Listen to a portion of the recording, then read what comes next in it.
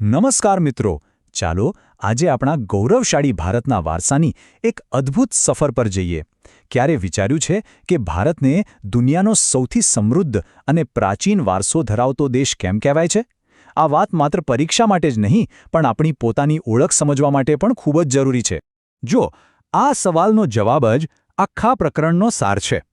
આપણો વારસો આટલો મહાન એટલા માટે છે કારણ કે આપણી સંસ્કૃતિ હજારો વર્ષ જૂની છે અને સમયની સાથે એમાં એટલી બધી જુદી જુદી સંસ્કૃતિઓ ભળી છે જેણે એક જીવંત અને સતત વિકસતી ધરોહર બનાવી છે. ચાલો આ સમૃદ્ધિના કારણોને ઊંડાણપૂર્વક સમજીએ. તો સૌથી પહેલાં એ સમજીએ કે આ વારસો શબ્દનો અસલી અર્થ શું છે. આપણે સામાન્ય રીતે એને જમીન જાયદાદ સાથે જોડીએ છીએ, પણ અહીં એનો અર્થ ઘણો વિશાળ અને ગહન છે. બિલકુલ સરળ શબ્દોમાં કહીએ તો જે કંઈ પણ આપણા બાપ દાદાઓએ આપણા પૂર્વજોએ બનાવ્યું, જાળવ્યું અને આપણને સોંપ્યું, એ બધું જ આપણો વારસો છે. આ કોઈ એક વસ્તુ નથી, પણ જ્ઞાન, કળા, સંસ્કાર અને પરંપરાઓનો એક આખો ખજાનો છે. હવે આ આટલા મોટા ખજાનાને બરાબર સમજવા માટે એને મુખ્યત્વે બે ભાગમાં વહેંચી શકાય છે. પહેલો છે પ્રાકૃતિક વારસો, એટલે કે જે આપણને સીધો કુદરતે આપ્યો છે. અને બીજો છે સાંસ્કૃતિક વારસો, જે માનવીએ પોતાની બુદ્ધિ અને કળાથી બનાવ્યો છે. ચાલો એક પછી એક બંનેને વિગતવાર સમજીએ. સૌથી પહેલાં વાત કરીએ એ વારસાની જેને બનાવવામાં માણસનો કોઈ જ હાથ નથી. આ તો સીધી પ્રકૃતિ માતાની દેન છે. એટલે કે આ એ વારસો છે જેમાં ઊંચા પહાડો, આપણી નદીઓ, લીલાછમ જંગલો, વિશાળ મેદાનો, દરિયા કિનારા અને એમાં રહેતા બધા જ જીવજંતુઓનો સમાવેશ થાય છે. આ બધું મળીને જ આપણું જીવન શક્ય બનાવે છે અને એને સુંદરતા પણ આપે છે. આ મુદ્દો પરીક્ષા માટે ખાસ યાદ રાખજો. પ્રાકૃતિક વારસાને આપણે આ 4 મુખ્ય ભાગમાં જોઈ શકીએ છીએ. ચાલો દરેકને એક એક ઉદાહરણ સાથે જોઈએ, જેથી બરાબર મગજમાં બેસી જાય. અહીં જુઓ કેટલું સરસ રીતે સમજાવ્યું છે. એક તરફ ઉત્તરમાં હિમાલય પર્વતમાળા છે, જે એક સૈનિકની જેમ આપણી રક્ષા કરે છે અને આપણને ઠંડા પવનોથી બચાવે છે.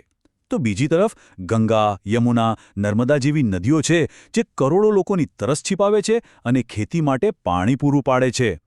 એટલે જ તો આપણે નદીઓને લોકમાતા કહીએ છીએ.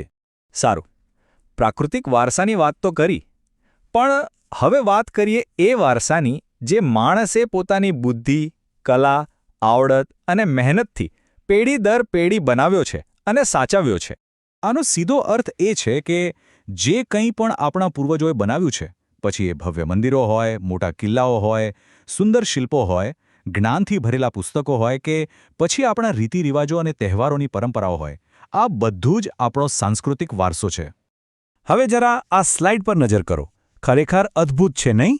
આ દાઢીવાળા પુરુષનું શિલ્પ છે જે લગભગ 5000 વર્ષ જૂની સિંધુ ખીણની સંસ્કૃતિના ખોદકામમાંથી મળ્યું છે. ખાલી વિચારો, એ જમાનામાં પણ આપણા પૂર્વજો કલા કારીગરીમાં કેટલા આગળ હતા. જરા આ યાદી જુઓ. આના પરથી જ ખ્યાલ આવી જાય છે કે આપણો સાંસ્કૃતિક વારસો કેટલો વિશાળ અને વૈવિધ્યસભર છે. અજંતા ઇલોરાની ગુફાઓથી લઈને તાજમહેલ સુધી અને વેદોના જ્ઞાનથી લઈને સાબરમતી આશ્રમ સુધી, આ બધું જ આપણી અમૂલ્ય ધરોહર છે. તો હવે સવાલ એ થાય કે આટલો ભવ્ય વારસો બનાવ્યો કોણે? શું તે કોઈ એક જ પ્રજાની દેન છે? ના, બિલકુલ નહીં. આ વારસો તો અનેક પ્રજાઓના સંગમથી બન્યો છે.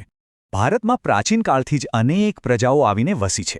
દ્રવિડોને સિંધુ ખીણની સંસ્કૃતિના સર્જકો માનવામાં આવે છે.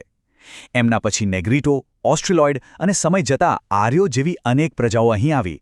અને સૌથી મહત્વની વાત એ છે કે આ બધી જ પ્રજાઓ અહીં દૂધમાં સાકર ભળે ને બસ એમ જ એકબીજા સાથે ભળી ગઈ અને એક અદ્ભુત સંસ્કૃતિનું નિર્માણ કર્યું. અને આ બધી જ પ્રજાઓના રીતિરિવાજો, એમની ભાષાઓ અને એમની કળાના સમન્વયથી જ આપણી વિવિધતામાં એકતાવાળી મહાન સંસ્કૃતિ બની. અને આ જ તો ભારતની સૌથી મોટી તાકાત અને સાચી ઓળખ છે. હવે આવીએ સૌથી મહત્વના સવાલ પર. આપણને પૂર્વજો તરફથી આટલો અમૂલ્ય વારસો તો મળી ગયો, પણ શું આપણે એને સાચવીએ છીએ? એને જાળવવાની જવાબદારી ખરેખર કોની છે? આ વાત બરાબર યાદ રાખજો. આ કોઈ ખાલી સલાહ નથી, પણ આપણા દેશના સર્વોચ્ચ કાયદા એટલે કે આપણા બંધારણમાં લખેલી દરેક નાગરિકની એક પવિત્ર ફરજ છે. આપણા વારસાના સ્થળોને સ્વચ્છ રાખવા અને એને નુકસાન ન પહોંચાડવું એ આપણું રાષ્ટ્રીય કર્તવ્ય છે. તો આપણે શું કરી શકીએ? બહુ સહેલું છે. સૌથી પહેલાં તો આપણા વારસાનું મહત્ત્વ સમજીએ. બીજું, ક્યાંય ફરવા જઈએ તો ઐતિહાસિક સ્થળો પર કચરો ન ફેલાવીએ કે દિવાલો પર નામ ન લખીએ. અને ત્રીજું, બીજા કોઈને પણ આવું કરતા રોકીએ. આટલું કરીશું તો પણ ઘણું છે. તો ચાલો ફટાફટ એક નજર કરી લઈએ કે આજે આપણે શું શું શીખ્યા. આપણે જોયું કે વારસો એટલે શું, એના બે મુખ્ય પ્રકારો કયા છે, પ્રાકૃતિક અને સાંસ્કૃતિક. આ વારસો કોણે બનાવ્યો અને સૌથી અગત્યનું, એને સાચવવાની આપણી શું ફરજ છે. એક વાત ગાંઠ બાંધી લેજો, આ પ્રકરણ સામાજિક વિજ્ઞાનનો પારો છે.